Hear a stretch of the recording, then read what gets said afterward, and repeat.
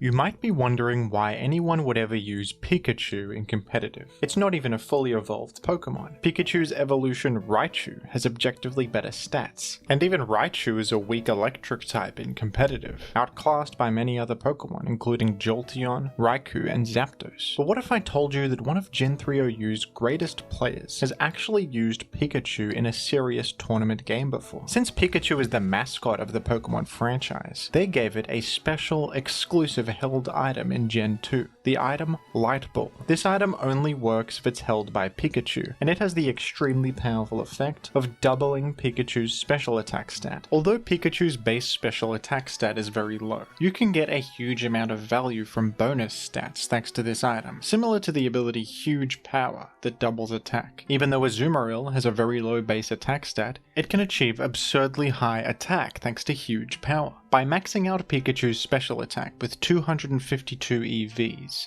and a modest nature providing an additional 10% boost to special attack, Pikachu can achieve an unbelievable special attack stat of 436, which is higher than some of the game's most powerful special attackers, like Alakazam and Zapdos. In fact, this is only 2 points shy of Kyogre's maximum special attack stat of 438. Not bad. Pikachu also has the signature move Volt Tackle, which in Gen 3 is the strongest electric type attack in the game. It has 120 base power and the drawback of 1/3 recoil damage, so Pikachu is actually one of the most powerful special attackers in Gen 3 OU. But it should go without saying that Pikachu has some serious drawbacks. This Pokemon's stats are very poor, and unlike other electric types in OU, its defensive merit just isn't there. While Jolteon and Zapdos have valuable immunities, and Raikou has impressive bulk with its high stats, Pikachu can't switch in safely against anything really, and without the benefit of leftovers healing, you're vulnerable to Tyranitar's Sandstorm chip damage as well. Pikachu gets very easily trapped and eliminated by Dugtrio, which is also pretty damning. If you're taking the game seriously, it's pretty hard to justify using Pikachu over the more solid electric types like Zapdos or Jolteon, but the allure of that absurd damage output with Light Ball has been enough for some talented Gen 3 players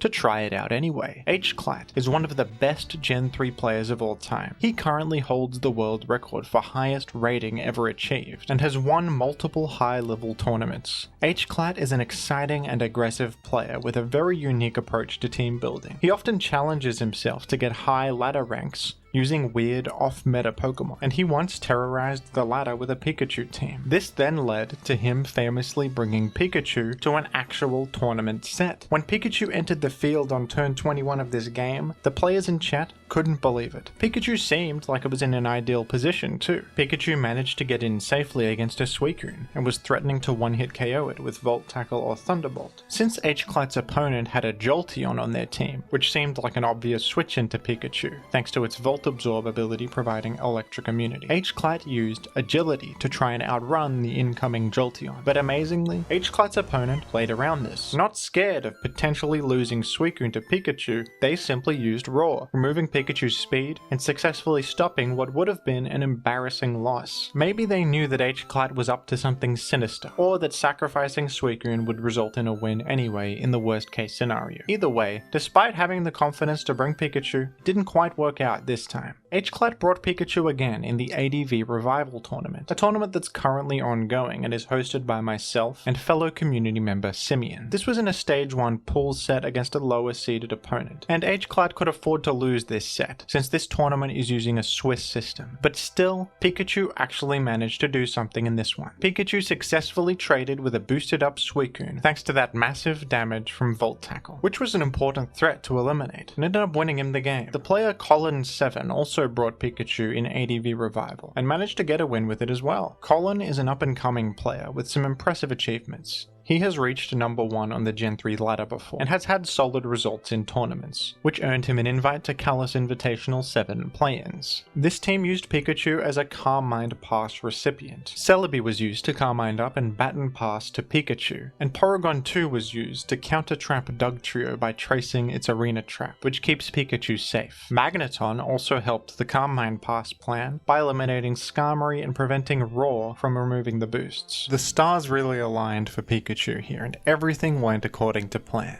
With 2 Carmine boosts, Pikachu became an absolute monster, and it even had Encore to force Blissey to repeat soft-boiled, leaving it totally vulnerable. It then earned a KO on an incoming Swampert with HP Grass, dealt an impressive 55% to Blissey, leaving it dangerously low, and then even eliminated an incoming Tyranitar with those massive Thunderbolts. This is one of the best Pikachu showcases that I've ever seen. Despite Pikachu being able to achieve one of the highest special attack stats in Gen 3 thanks to Light Ball, I think it's pretty obvious to say that Pikachu has a huge uphill battle. It's a fun Pokemon to experiment with and build around, but options like Zapdos, Jolteon, and Raikou are going to be a lot more consistent. The extra damage that you get from Light Ball just isn't worth all the great qualities that you lose in the trade-off. H-Clat is a player that is not afraid to try out crazy ideas in pretty high-stakes situations, and sometimes it pays off really well. The willingness for many top Gen 3 players to experiment has led to some really cool developments, like discovering that Roselia and Glalie are way better than anyone thought. There's a chance that in the future Pikachu could have its big moment. Gen 3 OU often surprises me. Some of you have managed to make Butterfree look strong, which I thought was just impossible. But despite all these valiant attempts, I think Pikachu is mostly just a comedy Pokemon. Although you have to admit it's funny that Pikachu is even in the conversation of OU viability, and that so many great players have experimented with it. Although Pikachu has these struggles in Gen 3 OU, in the Gen 3 NU tier, it is a solid and viable choice that is seen fairly often in tournaments. Some things never change though. In OU, Pikachu's life is threatened by Dugtrio, and in NU, Pikachu's life is threatened by Dugtrio's son, Diglett. Diglett can outrun and KO Pikachu, which is pretty annoying. Even though it's much weaker offensively, Plusle is the more popular electric type in Gen 3 NU. With its higher speed stat, it can at least speed tie with Diglett, and it also has access to the powerful move Baton Pass. But despite this roadblock, Pikachu's excellent breaking power and pretty decent speed for the lower power level of NU give it some real merit. Very few Pokemon in NU pose as much of a threat as Pikachu.